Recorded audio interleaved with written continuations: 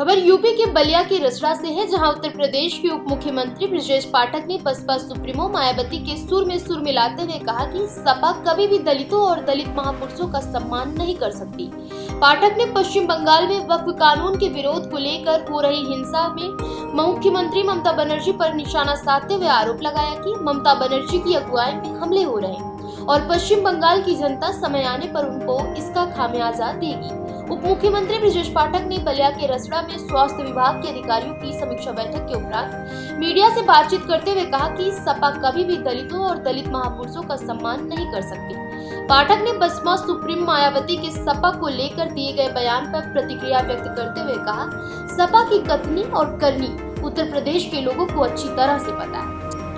जब जब सूबे में सत्ता में हो रहे हैं दलितों पर अत्याचार और अनाचार सपा के गुंडे माफिया ही कर रहे हैं। बहन मायावती पर सपा की ही सरकार के समय में 2 जून के गेस्ट हाउस कांड को कोई नहीं भूला है। जब ये पावर में आए तो दलित महापुरुषों बाबा साहब की मूर्तियों को कई बार इन लोगों ने क्षति भी पहुंचाई है।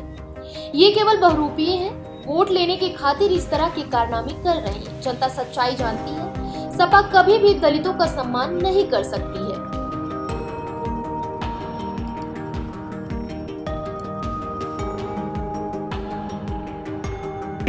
बलिया जनपद में बलिया जनपद में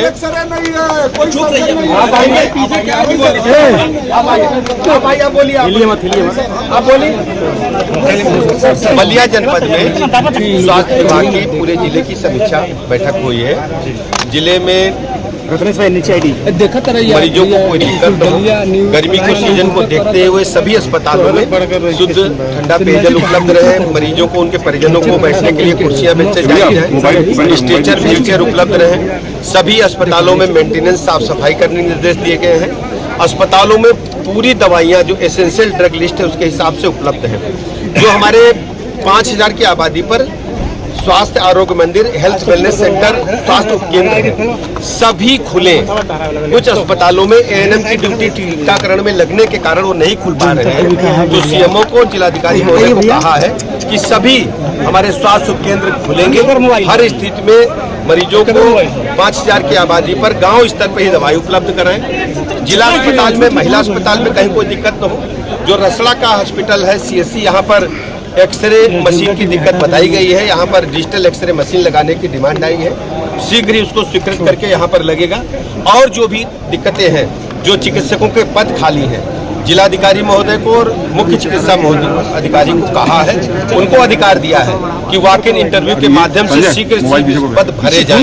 किसी भी स्थिति में कोई पद खाली न रहे, ये जिम्मेदारी बलिया के जिलाधिकारी महोदय और मुख्य चिकित्सा अधिकारी महोदय को हमने दी। अच्छा सर, आज मायावती ने एक बड़ा बयान दिया समाजवादी पार्टी को लेकर। उन्होंने कहा कि दलित वोटों के स्वार्थ के लिए जो है समाजवादी पार्टी किसी हद तक जा सकती है। देखिए, समाजवादी पार्टी की कथनी करनी को प्रदेश के लोग अच्छी तरह जानते हैं। जब जब सूबे में सत्ता में रहे हैं, दलितों पर अत्याचार अनाचार समाजवादी पार्टी के गुंडे माफियाओं नहीं किए हैं। आप अच्छी तरह जानते हैं, बहन मायावती जी पर जो समाजवादी पार्टी की सरकार थी उस समय, जो 2 जून का गेस्ट हाउस कांड है, कोई भूला नहीं है। जब ये पावर में आए तो दलित महापुरुषों की, बाबा साहब की मूर्तियों को कई बार इन लोगों ने क्षति पहुंचाई है। और ये केवल बहुरूपीय है, वोट लेने के खातिर इस प्रकार के कारनामे कर रहे हैं। लेकिन जनता सच्चाई समझती है, समाजवादी पार्टी कभी भी दलितों का सम्मान नहीं कर सकती, दलित महापुरुषों का सम्मान नहीं कर सकती। आपको अच्छी तरह याद होगा, जब पार्लियामेंट में प्रमोशन इन रिजर्वेशन बिल आया था तो समाजवादी पार्टी के लोगों ने ही बिल को फाड़ने का काम किया था। और उस समय समाजवादी पार्टी की सरकार थी। दलित जो हमारे अधिकारी थे, जो SC समाज के अधिकारी थे, ST समाज के अधिकारी थे, उनको पदान्नत किया गया था। यदि कोई एक्सीएन था तो उसको AE और JE बनाने का काम समाजवादी पार्टी की सरकार में ही हुआ था। समाजवादी पार्टी छद्म बेजदारी, केवल नौटंकी कर रहे हैं और सच्चाई प्रदेश की जनता जानती है। इन्हें कभी भी प्रदेश जनता स्वीकार नहीं करेगी। जब जब सपा सूबे में सत्ता में रही है, गुंडे, बदमाश, माफिया, लुच्चे, लफंगे बढ़े हैं।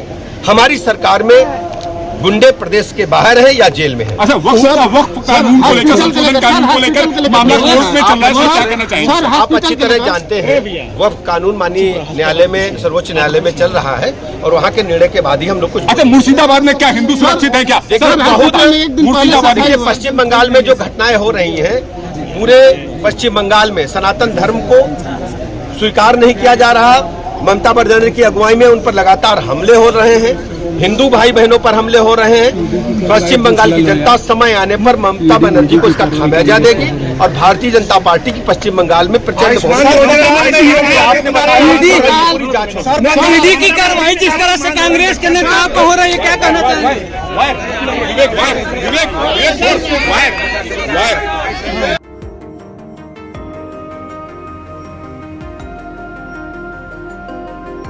फिलहाल इस खबर में बस इतना ही।